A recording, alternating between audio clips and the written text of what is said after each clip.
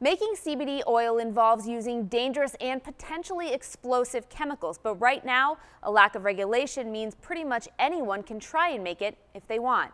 So what we do is we fill these tanks with about 20 pounds of hemp biomass, and we then fill them up with that ethanol. There are several different ways to manufacture CBD oil. The founders of Wisconsin Hemp Scientific, who have backgrounds in chemical engineering, spent months studying and perfecting their technique. So if you look in here, we have some buds that are just finishing up soaking. Once the hemp is done soaking, the ethanol is boiled off, leaving behind the CBD oil. And you can't see the ethanol vapors, but ethanol will be traveling up this chamber here.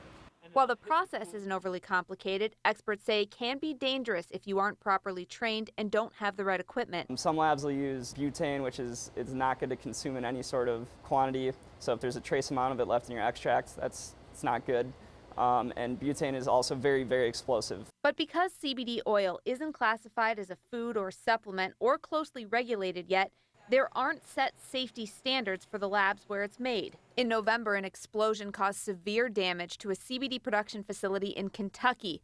Firefighters had to use extreme caution because of all the chemicals. In Wisconsin, all you technically need to make CBD oil is a processor's license. That's a pretty low threshold, so we have to do the background check, but we have to, basically it's a $100 licensing fee. The Wisconsin Department of Agriculture, Trade and Consumer Protection issued 240 processors licenses. The labs where it's being produced, what standards are they held to when they're processing? Yeah, well, like you say, there are no standards other than kind of the labeling requirements of truth in labeling. UL Labs in Illinois tests laboratory equipment and is working to create safety guidelines for the CBD industry. No one should be doing this at home. It's extremely unsafe. They showed CBS 58 investigates just what can happen when a lab is using faulty equipment. The type of equipment that's used for CBD extraction creates a hazardous environment. Creates hazardous to health for some of the chemicals we use and also for explosion hazards. And that's what we test here at this lab.